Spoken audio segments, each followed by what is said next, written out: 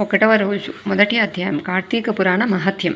పూర్వం నైమిషారణ్యంలో శౌనకాది మునులతో ఒక పర్ణశాలను నిర్మించుకొని సకల పురాణములు పుణ్యచరిత్రలను ఆకలింపజేసుకున్న సూత మహాముని పరమేశ్వర ధ్యానంతో కాలం గడుపుచుండెను.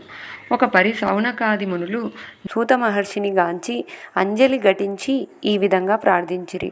ఓ మహాత్మా, తమ వలన అనేక పురాణ ఇతిహాసములను వేదాంగముల రహస్యములను తెలుసుకొంటిమి. కార్తీక మాస విశిష్టతను వివరించి దాని ఫలమును కూడా తెలుసుకోవాలని కుతూహలం చెందుచున్నాము. మా మీద దయ ఉంచి కార్తీక వ్రతమును మాకు తెలియచేయుడు. వారి ఆధ్యాత్మిక పిపాసకు సంతసించిన సూతముని ఈ విధంగా పలకసాగెను. ఓ ముని పొంగవులారా, పూర్వం నారదుడు ఇదే విధంగా తన జనకుడైన బ్రహ్మను కోరగా అతడు జనార్దనుడు లక్ష్మీదేవికి, శంకరుడు పార్వతీదేవికి తెలిపిన గాథను అతనికి వినిపించెను. ఈ కథను విన్నవారికి, చదివిన వారికి ఇహపర సర్వ సౌఖ్యములు కలుగును. పూర్వం ఒకనాడు జగజ్జనని పార్వతీ జగదీశ్వరుడైన శంకరునితో గగన విహారం చేయుచుండెను.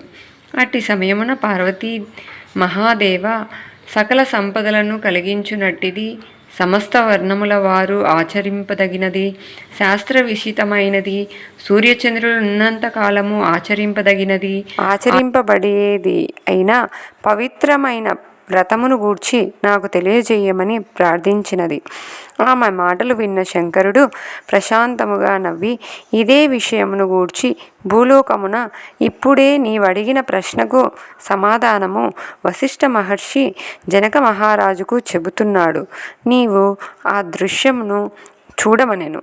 ఆ దిశగా పార్వతి చూచెను. జనక మహారాజు మిథులకు రాజు. తామరాకు మీద నీటి బొట్టులా రాజ్యపాలన చేస్తున్నప్పటికీ ఆ భోగభాగ్యాలను మనసుకు పట్టించుకోకుండా నిరంతరం మానసిక దైవ ధ్యానంలో మునిగిన రాజర్షాతుడు. అట్టి మహారాజును దర్శింప వశిష్ఠుడు అక్కడికి వచ్చెను. ఆ బ్రహ్మర్షిని యథోచితముగా గౌరవించి ఉచిత ఆసనమిచ్చి పార్వతీ పరమేశ్వరుని అడిగిన ప్రశ్నను వశిష్ఠుని జనకుడు అడిగాడంట. ఈ విధంగా వశిష్ఠుడు చిరునవ్వు నవ్వి ఈ విధంగా సమాధానం ఇవ్వసాగెను. నాయన, మంచి ప్రశ్న వేశావు. హరిహరాదులకు ఇష్టమైన మాసం కార్తీక మాసం. ఈ కార్తీక వ్రత మహత్యం వర్ణింప సాధ్యం కాదు. ఈ కథను విన్నవారికి లభించే సౌఖ్యములు అనంతములు. శ్రద్ధగా కార్తీక మహత్య గాథను వినమని పలికెను. కార్తీక వ్రతం చేయవలసిన పద్ధతి. ఓ జనక మహారాజా, అన్ని జాతుల వారు తరతమ భేదం లేకుండా కార్తీక మాసంలో సూర్యభగవానుడు తులారాశిలో నుండగా బ్రహ్మీ కాలంలో లేచి, అంటే తెల్లవారుజామున 4 నుంచి 5 గంటల మధ్య కాలకృత్యాలు ముగించుకొని చన్నీటి స్నానం చేసి, అవకాశం ఉన్నవారు దగ్గరలో గల నది స్నానం చేయడం శ్రేష్టం. విష్ణు సహస్రనామ పారాయణము, శివలింగ పూజ చేయాలి. అదేవిధంగా ఆ మాసంలో చేసిన దాన ధర్మాలు విశేష ఫలితాన్ని ఇస్తాయి.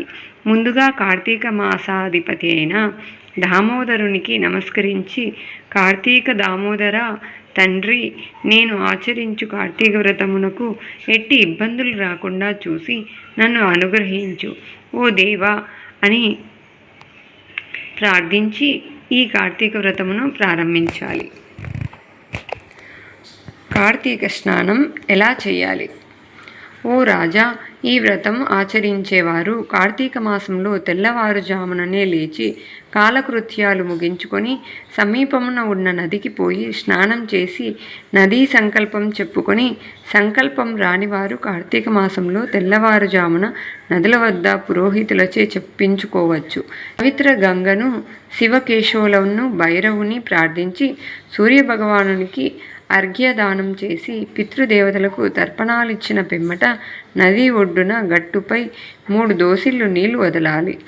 గంగా, యమున, గోదావరి, సరస్వతి, నర్మదా, సింధు, కావేరి ఈ నదులలో కానీ వీటి ఉపనదులలో కానీ ఎక్కడైనా స్నానం ఆచరించవచ్చు.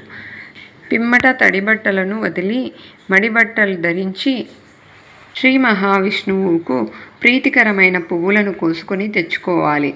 నిత్య ధూపదీప నైవేద్యాలతో సహస్రనామాలతో విష్ణువుని పూజించాలి. పూజ పూర్తయిన పిమ్మట విష్ణువుకి గంధమును సమర్పించి తర్వాత తాను నుదుట గంధం బొట్టు పెట్టుకోవాలి. తన గృహమునకు వచ్చిన అతిథి అభ్యాగతులను విష్ణు స్వరూపులుగా భావించి వారిని ఆదరించి వారికి దైవ ప్రసాదమును ఇచ్చి వారిని సంతుష్టులను చేయవలెను. ఆ తర్వాత తన గృహం నందు గాని శివాలయమున గాని విష్ణాలయమున గాని లేదా రావి చెట్టు మొదలు వద్ద కూర్చొని భక్తితో కార్తీక పురాణమును పఠించవలెను. ఆ సాయంత్రం చన్నీటితో స్నానం ఆచరించి శివాలయమందు గాని విష్ణు ఆలయమందు గాని తులసి కోట వద్ద గాని దీపారాధన చేసి తన ఆర్థిక స్థితిని బట్టి నైవేద్యం తయారు చేసుకొని స్వామికి అర్పించిన పిమ్మట ఆ ప్రసాదమును అందరికీ పంచిపెట్టిన పిమ్మట తాను తినవలెను. ఈ విధంగా మాసమంతయు కొనసాగించి ఆఖరి రోజున శక్తిని అనుసరించి అన్న సంతర్పణ చేయవలెను.